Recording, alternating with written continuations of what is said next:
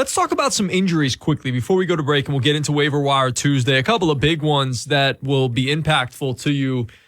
First and foremost, I think one of the bigger ones, and I know you're not high on this guy, and I'm not high on this guy either, but I was like almost forced to take him. It was like him or James Conner, and we'll talk about James Conner. Goodness. I saw you tweeting about him last night.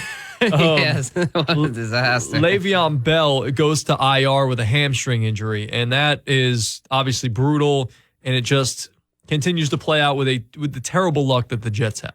God, the Jets. I mean, I figured it might get ugly, but I was like, well, maybe they'll do a little better. Maybe Darnold won't be seeing quite as many ghosts this year, but I don't know, man. The Jets, that outfit just looks, they just look helpless. And Adam Gase, I think he's going to get fired mid-season at the rate it's going. They did pick up a little bit in the second half, but yeah, overall the Jets just don't, other than outside of Jamison Crowder, all Jets belong on the waiver wire.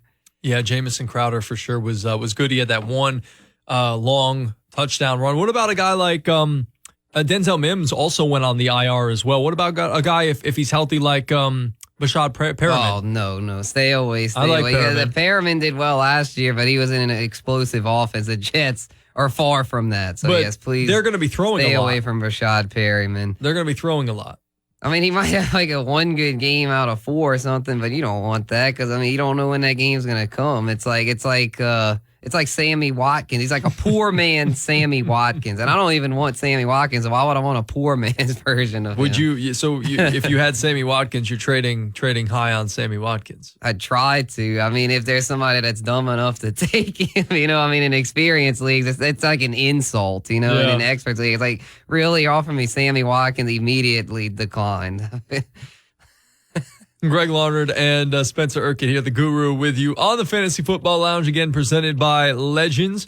A couple of other injuries and news and notes that we have from Sunday and Monday. I'm still looking at some. Do any big ones come to your mind? Yeah, they had some tough ones, man. I mean, the Marlon Mack was the Marlon Mack one, the season ender, and Blake Jarwin, that one wasn't as big for fantasy. But the thing is, though, with both of those injuries, opens things up. Like Jonathan Taylor and Nyheim Hines are now free to potentially be RB1s. Like I don't think they'll both be that, but they have that potential now without Mack. Well, it reminds me of Gordon and Eckler, actually. Like Hines, I didn't realize Hines, like with Phillip Rivers, he's got that Eckler role.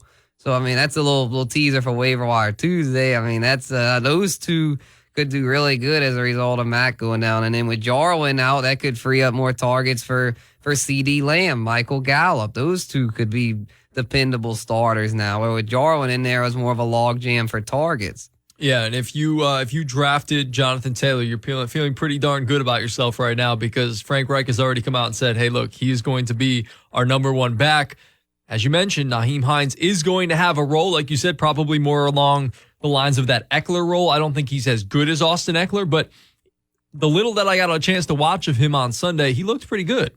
Yeah, he did. And they were using him near the red zone, which is what they did with Eckler last year. Like Eckler had double-digit touchdowns. It wouldn't shock me if Hines does the same. I mean, because with that rule, it's perfect. And Taylor owners, I gotta say, Taylor redraft owners, like, were probably sweating at first because it looked like it was a Mack Hines committee.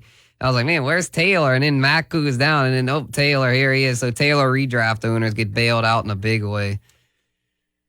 We also had James Conner at the running back position, who, gosh, it's just like you draft James Conner, and it's just like you at some point anticipate him getting hurt. Yeah, it's like how do you not own Benny Snell if you own James Conner? Right, I should not be able to find Benny Snell on any of my waiver wires, and I've already found him on a number. Yeah, you'll find him on a lot, and I mean he did well. He did well. He did well, and like I feel like this. I feel like Conner is just like he's just not dependable. I mean, he's somebody that.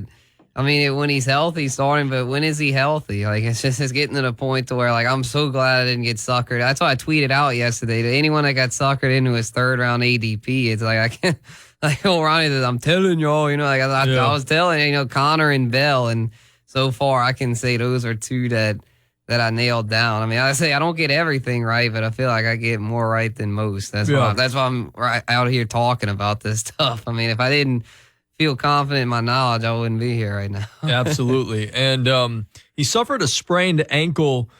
He'll be examined today at some point. I don't know when he'll be back, but they're optimistic for a timely return. And if I remember right, somebody said that the Steelers play they have to play probably 1 o'clock or noon on Sunday. Yeah, they play at noon on Sunday. So from a Monday Night Football game, kind of a quicker turnaround. I would almost be surprised if they tried to push him to play in this game. Right, because if they push him, then there's a chance he'll get re-injured. And then he might be out because they said it's not a serious high ankle sprain. But if they push him and then he would re-injure, then you might be looking at a 3 or 4 week absence. And so in that case, yeah, I would for the short term, yes, Snell should do well.